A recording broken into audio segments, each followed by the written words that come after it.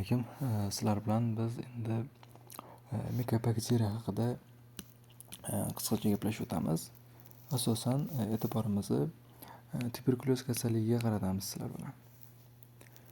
Xo'p, qani boshladik. Birinchi mikobakterium haqida gaplashadigan bo'lsak, bular o'zi acid fast rot hisoblanadi, ya'ni mana bunaqa pushti pink rot deymiz, pushti tayoqcha simon ko'rinishda bo'ladi. Kultura qilib ekib ko'radigan bo'lsak, juda ham sekin o'sadi. 4-6 haftagacha misol uchun o'sadi.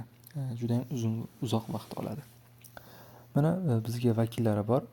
Misol uchun mana eng klassik bo'lgan, hammamizga tanish bo'lgan Mycobacterium tuberculosis.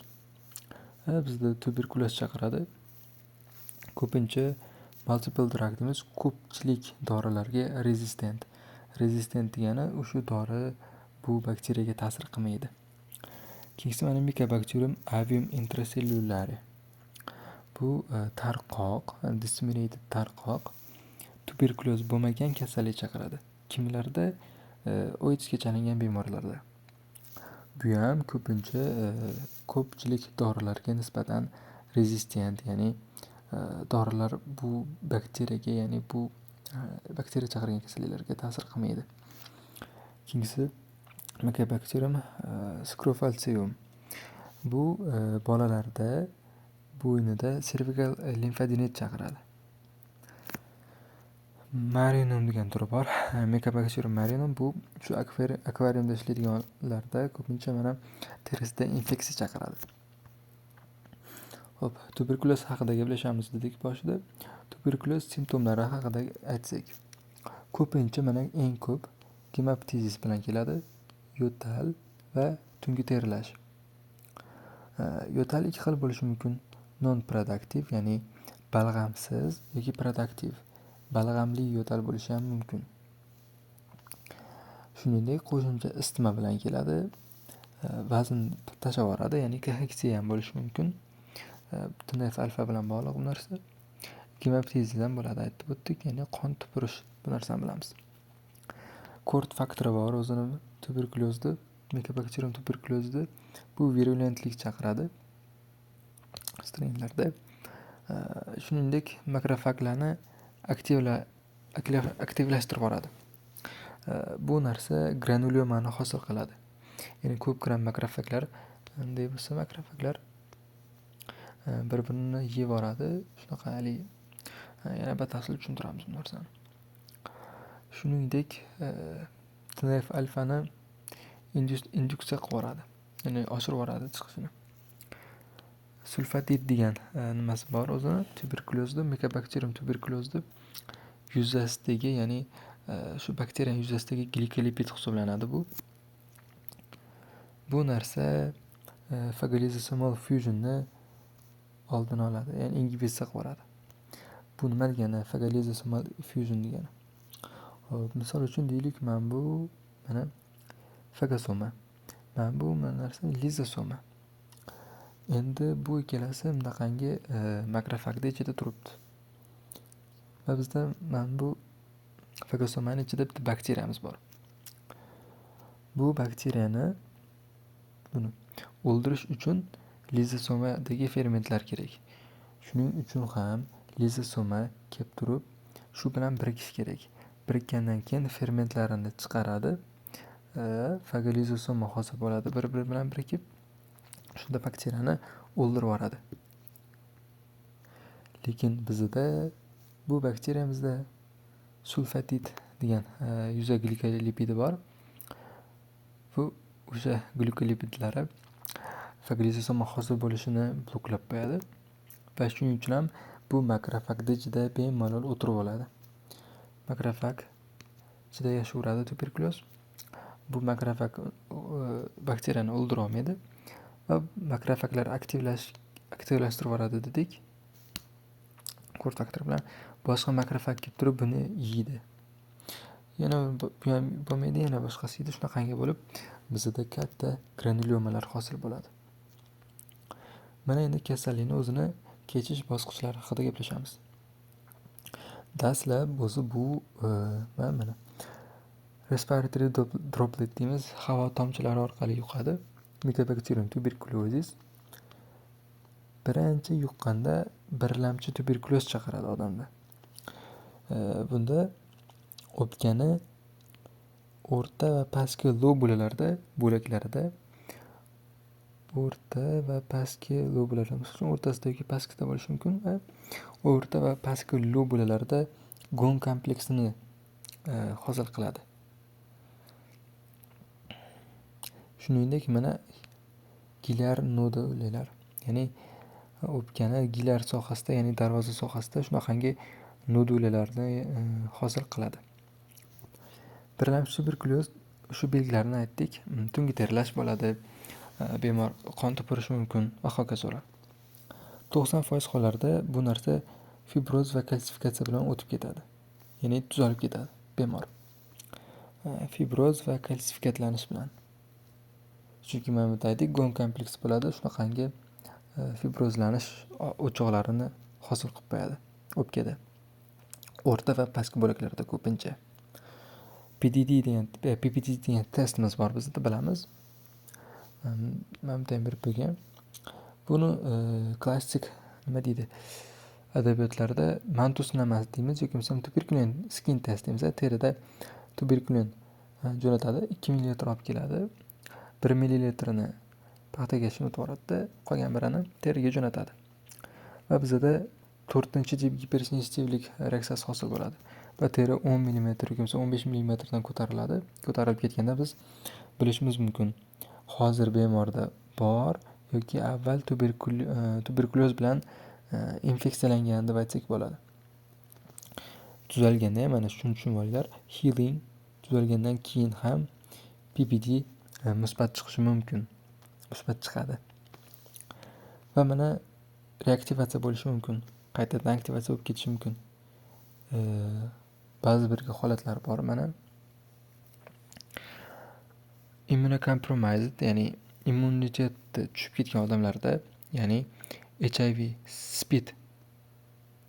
SPIDga chalingan odamlarda, organ transplanti qilgan bemorlarda, misol uchun deylik buyragini almashtirgan bo'lishi mumkin, jigar transplantatsiya qilgan bo'lishi mumkin. Immunosupressant ichib yuradi doimlar. Shuningdek, TNF alfa inhibitorini ishlatib yuradigan bemorlarda ham bo'ladi. Reaktivatsiya, tuberkuloz reaktivatsiya bo'ladi. Reaktivatsiya bo'lgandan keyin mana ko'pincha upper lobe, ya'ni ko'rib turibsiz, o'pkani yuqorigi bo'laklarida fibrokazioz g'ovaklanish lezionlari, o'choqlarini chaqiradi. O'pkani yuqorigi bo'laklarida endi bu safar nimaga? Chunki bu bakteriya mana yozib bo'lgan aerob hisoblanadi. Aerob bo'lgani uchun o'pkani yuqorisida bizda saturatsiya yuqori. Shuning uchun ham yuqori o'pkani tepa bo'laklariga kelib o'tirib oladi reaktivatsiya bo'lganda. Fibrokazioz shu g'ovak o'choqlarni chaqiradi. 90% holatda aytdik, davolanadi, fibroz, kalsifikatlanish bo'ladi. Keyin reaktivatsiya bo'lishi mumkin. Immuniteti tushgan yoki bo'lmasa organ transplantatsiya qilgan bemorlarda va hokazolarda ikkilamchi tuberkuloz bo'lishi mumkin. Endi 10% holatlarda birlamchi tuberkulozdan keyin tuzalmaydi-da, naborot avjiga olib ketadi, avjilashib ketadi kasallik. Birlamchi tuberkuloz rivojlanib ketadi. Kimlarda? Ya'ni yana o'sha OIDSlarda va malnutrition, ya'ni yaxshi ovqatlanmaydigan odamlarda ham immuniteti past bo'ladi bilamiz. Progressiv o'pka kasalliklari keltirib chiqaradi va bu ikkalasi ham bir narsaga olib boradi bizni, bakteriyamiya. Ya'ni bakteriya bilan zararlanish, ya'ni qonga tarqalib ketadi. Bunda ham mana tuberkuloz ikkilamchi aktivatsiya bo'lsa, mana ikkilamchi tuberkuloz bilan zararlansa odam, birinchi tuberkuloz bo'ldi, davolandi va o'sha letal holatga o'tib qoladi. Ya'ni bakteriya letal, ya'ni uyqu holatiga deymizmi, shunaqa holatga o'tadi. Va keyin reaktivatsiya bo'lishi mumkin immuniteti past bemorlarda. Ularda reaktivatsiya bo'lgandan keyin mana keyingi safar bakteriyama bo'lib kuchayib ketib qolishi mumkin. Shuningdek bizda mana lokal destruktiv kasalliklarni chaqiradi. Ikkilamchi tuberkulozimiz. KVD ya'ni mana bunaqa qavatlanish, g'ovaklanish. Caseation ya'ni kazioz granulomalar skar, chandiq chaqiradi va mana buyrakda ham berib qo'yibdi. O'pkada va mana buyrakda kazioz nekrozlarni chaqirishi mumkin. Va mana hamma holatlar oxiri borib bakteriyamiyaga olib kelyapti. Bakteriya mana bizda miliariy tuberkuloz degan holat bo'ladi. Miliar tuberkuloz bu eng shu oxirgi holat desak bo'ladi. Miyani pardalarida bizda meningit chaqirishi mumkin. Mana umurtqada pot kasalligi deymiz. Umurtqalarni ham destruksiyaga uchratib yuboradi. Limfa tugunlarida, o'pkada, jigarda, taloqda, buyrak usti bezida, bo'g'imlar va uzun suyaklarda zararlanish o'choqlarini keltirib chiqarishi mumkin. Shunaqangi eng oxirgi holatga sabab bo'ladi. Ya'ni miliar tuberkuloz bakteriyamiyadan keyin. Mana endi fokusni yozuvlarga qaratamiz. PPD testimiz bor, tuberkulin test. Hozir yoki bo'lmasam oldin infeksiya bilan zararlangan bo'lsa, shu pozitiv chiqadi. Agar negativ chiqsa, infeksiya bilan zararlanmagan, ya'ni bu kasallik yo'q yoki bo'lmasam immunocompromised bemorlarda, ya'ni immuniteti past bemorlarda. Ko'pincha mana CD4+ bu bizda 4+ qaysi edi? T helper hujayralar soni kam bo'lganda shu test qilganimizda negativ chiqaveradi baribir. Tuberkuloz bo'lsa ham bemorda, tuberkuloz bo'lsa ham immuniteti past bo'lsa, bu ya'ni immuniteti past bo'lgandan keyin mana bu testga nisbatan javob bera olmaydi-da organizm, shunaqa. Shuningdek bizda bitta holat bor, BCG vaksinatsiyasi bor. Shu tuberkulozga qarshi BCG vaksinatsiyasini olgan bemorlarda pozitiv chiqadi.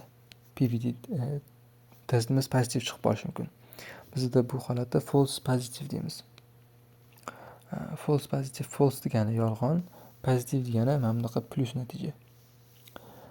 Pozitiv chiqaveradi, bemorda tuberkuloz bor deb aytaveradi test, lekin aslida yolg'on bo'ladi bu narsa. Nimaga? Chunki bemor vaksina olgan. Vaksina olgani uchun ham bizda mana bu tuberkulozni ma'lum bir antigenlari bor. Organizm biladi bu narsani. Unga qarshi antitana hosil bo'lgan. Shunaqa. Shuning uchun ham biz interferon gamma release assay testdan foydalanamiz. Ya'ni IGRA test bor. IGRA test ancha nisbatan aniqroq natija berishi mumkin bizga. Xo'p. Yana qo'shimcha aytamiz. Caseating granuloma ikkilamchi tuberkuloz bo'lgan holatda bizda Langerhans katta hujayralarni hosil qilib qo'yadi bizda. Katta Langerhans gigant hujayralar. Mana bu rasmda berib qo'ygan, mana ko'rishingiz mumkin. Ko'p makrofaglar bir-birini yeb mana ko'pgina fused, ya'ni birikkan makrofaglar bor. Va nekroz bo'ladi, central nekroz, o'rtasida mana central nekrozlar jarayonlar ketadi.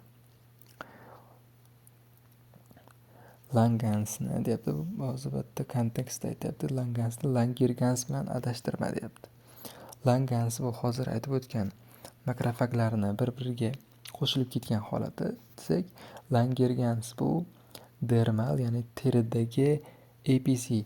APC degani antigen prezentatsiya qiluvchi sel hujayra, ya'ni antigen presenting cell. Biz buni dendritik hujayra deb ataymiz. Tuberkuloz reaktivatsiyasini aytdik. Immunitet tushgan odamlarda, HIV yoki bo'lmasam organ transplantatsiya bo'lgan bemorlarda, TNF alfa inhibitorini ichib yuradigan bemorlarda bo'ladi. Shuningdek, reaktivatsiyasi o'pkani yuqorigi qismida zararlantirishga kelib chiqadi. Mana dastlab o'rta qismida edi gon kompleksi, o'rta yoki pastda. Keyinchalik ikkilamchi tuberkuloz reaktivatsiya paytida yuqoriga qismga qarab ketyapti. Xo'p, davolanishi haqida mana bu slaydda gaplashib o'tamiz sizlar bilan. Treatment. Bu critical infeksiya, ya'ni bu juda ham qattiq kasallik. Shuning uchun ham biz bu kasallikni davolagani eng kamida mana 2 oy RAID degan mnemonikalik, ya'ni 2 oydan foydalanamiz. 2 oylik terapiya rifampin, izoniazid, pirazinamid va etambutoldan foydalanamiz. Dastlabki 2 oy. Keyingi 4 oyda rifampin bilan izoniazidni o'zini ishlatamiz. Endi mana drug resistant case dediga hali boshida aytib o'tdim. Tuberkulyoz ham ba'zida multi drug resistant, ya'ni ba'zi ko'pchilik dorilarga qarshi chiqishi mumkin. Ya'ni dorilar ta'sir qilmay qolishi mumkin. O'shanaqangi holat yuzaga keladigan bo'lsa, etambutol bilan streptomitsinni ham qo'shib beramiz. Agar drug resistant holatlar kelsa, etambutol va streptomitsin qo'shib beriladi. Ikkinchisi mana prevention, oldini olish. Rifampin beramiz va izoniazid beramiz. 9 oyga beramiz bu narsani. Kimlarga desak, tuberkulyozi bor, lekin simptomlari yo'q bo'lgan bemorlarda. U hali latent davrida turibdi. Tuberkulyoz latent davrida turibdi. Shuning uchun ham u makrofaglarning ichida uxlayapti. Hali aktivatsiya bo'lgani yo'q, ya'ni turib qo'zg'olonni, ya'ni to'polonni boshlagani yo'q. Shuning uchun ham biz mana shu bemorlarda izoniazid bilan rifampinni 9 oy beramiz. Va shuningdek mana BCG vaksinasi.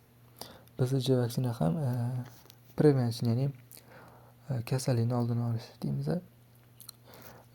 Qo'shib ketyapti, ultrabinafsha nurlardan foydalan yoki bo'lmasam HEPA filtrlardan foydalan deyapti, ya'ni havoni tozalagan, havo tomchilaridan yuqadi deb aytdik. Qisqacha nima deydi, mavzu shundan iborat edi. Savollar bo'lsa bemalol murojaat qilaverasizlar. E'tiboringiz uchun rahmat.